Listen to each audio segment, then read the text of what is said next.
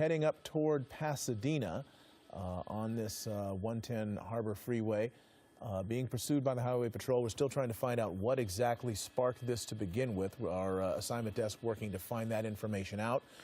They are certainly interested in this enough to remain with the pursuit. We saw one earlier in the week where they backed off because of speed, and they decided that it wasn't the offense that was involved wasn't worth the danger to the public.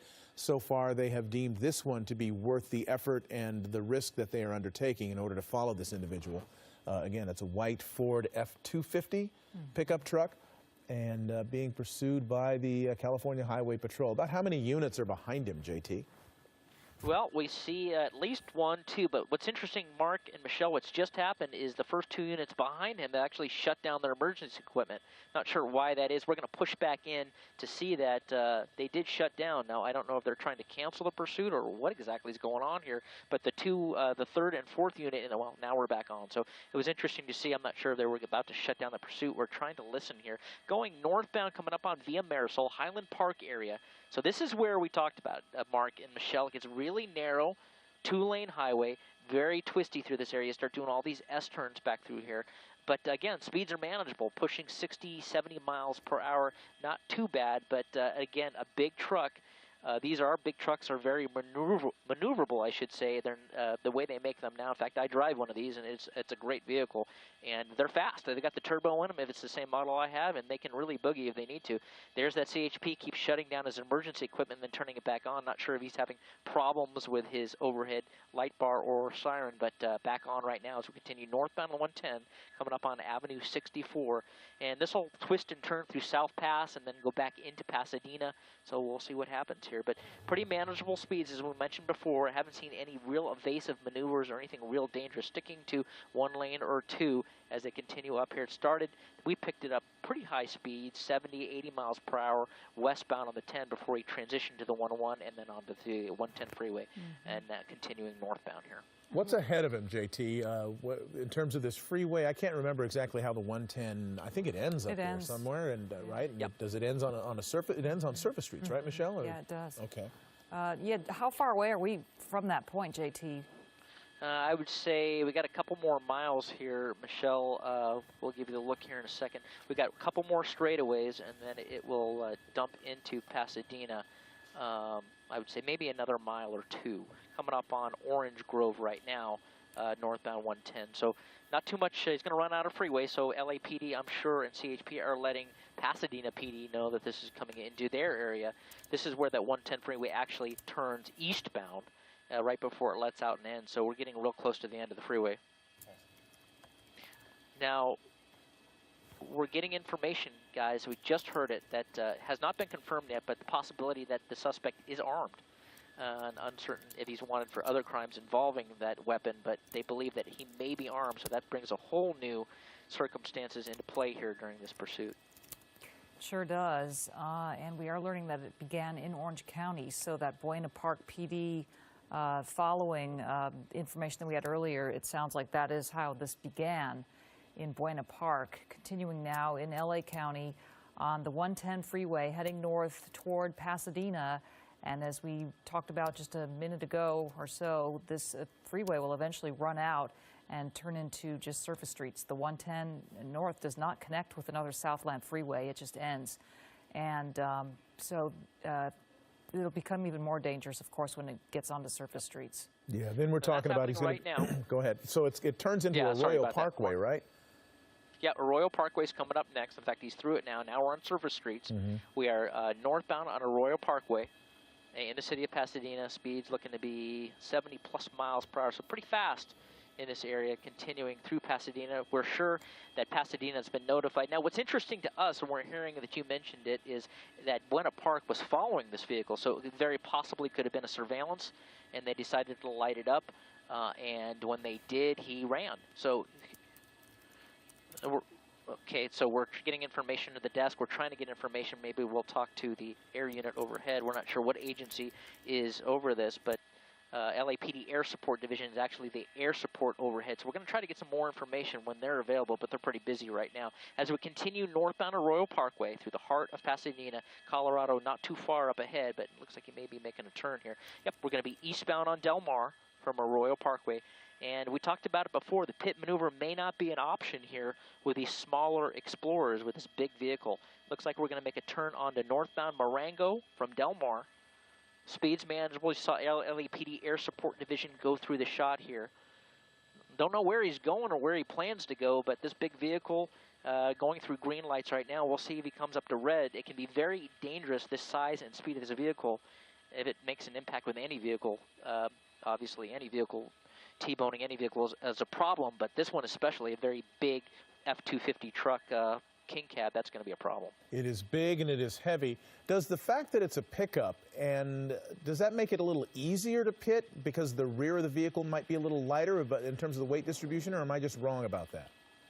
Well, I would say the size of this vehicle, if it's much higher off the ground. So the center of gravity is going to be much higher in the vehicle as we turn onto Holly eastbound. This is right by There's City that big Hall, isn't it? area.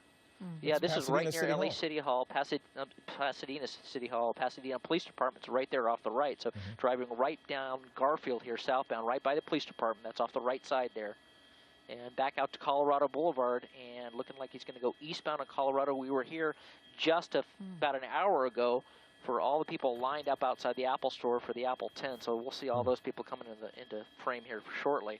But continuing eastbound on Colorado at Los Robles, speeds pushing 50 miles per hour right now. So manageable speeds, not too fast, but we'll see what he does when he comes through this light. He's had green lights the whole way. We haven't seen him go through a red light yet, but going to keep an eye on that as he continues eastbound. Right, and this is the part of Pasadena, I believe, where on a Friday night, these streets would be pretty crowded, wouldn't they?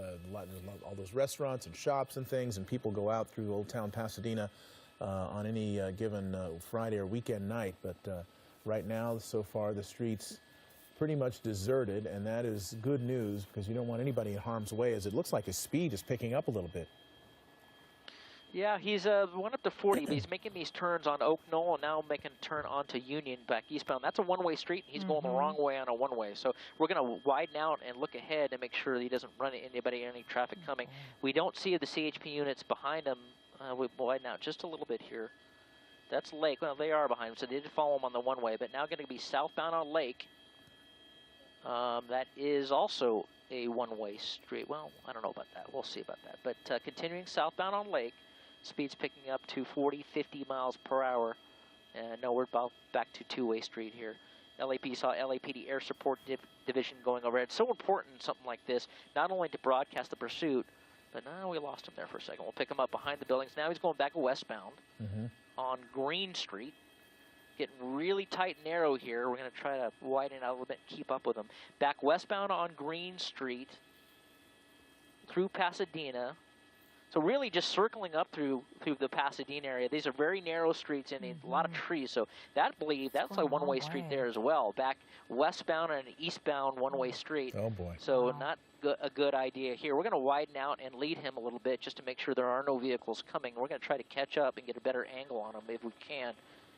So we got a CHP helicopters now taking over the LAPD airship. Look at that. Look at that. Right between two vehicles, wrong way.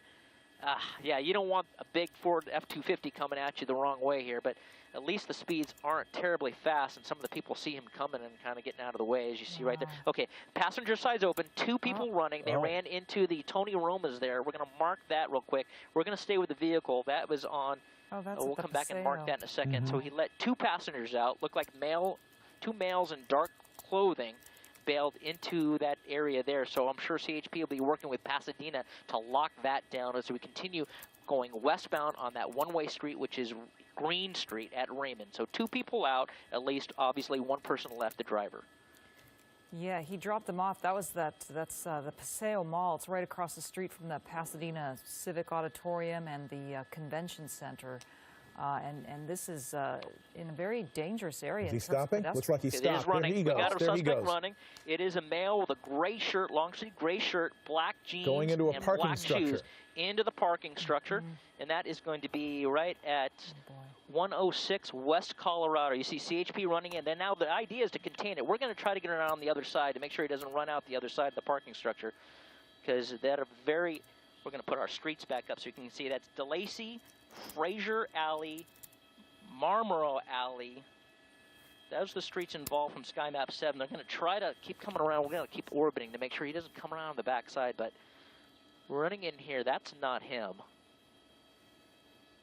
Now, the idea is to get this contained. They're going to try to get as many officers as they can. You can see the CHP has run around the backside, so they got at least 3 or 4 officers, but they got to get officers on each corner of this thing because it's very easy for him to pop out. In fact, we're watching very closely to make sure he doesn't pop out on either corner here. A lot of the times what they'll do, too, is they will change clothing. They'll strip the clothing down, at least the shirt, maybe a shirt, and try to... But he was wearing a long-sleeve gray shirt, black pants, and black shoes, so we know what he was wearing. But if he had a T-shirt under there, he may come out with a different set of clothing on other than the pants and shoes. Obviously, they aren't going to change. Yeah, if he's just changed, if he strips down to if he's got a T-shirt on, it'll look a little strange to anybody because it's a cold night. So that would probably set off some alarm bells if he does change clothes. Whatever it is, it would be lighter than what he's got on, unless he already had some kind of plan. Who knows? We'll find out. The police are hoping to find out when they seal off this parking structure in Pasadena. Mark, Michelle, back to you. Okay, Dallas Raines, thanks. We're going to continue to cover this pursuit that has now ended in a foot bail. The suspect bailed out on foot into that parking structure. This is in Pasadena, in downtown or Old Town Pasadena. This is near about a block off of Colorado Boulevard, actually near an Apple store there where people have been lining up. Those are the only people we've seen out, were the people that were lined up outside that Apple store waiting for the new iPhone. But so far, no danger to them. What you have now is police that are surrounding this fairly large parking structure after the suspect was seen running in there. And the report was initially that he may have been armed.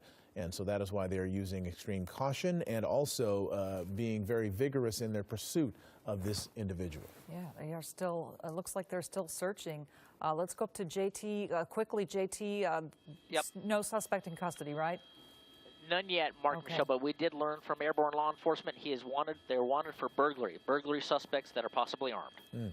Okay, JT, thank you for that. Our coverage will continue on abc7.com. But for now, here on ABC7, thanks for watching. Jimmy Kimmel Live is coming up next.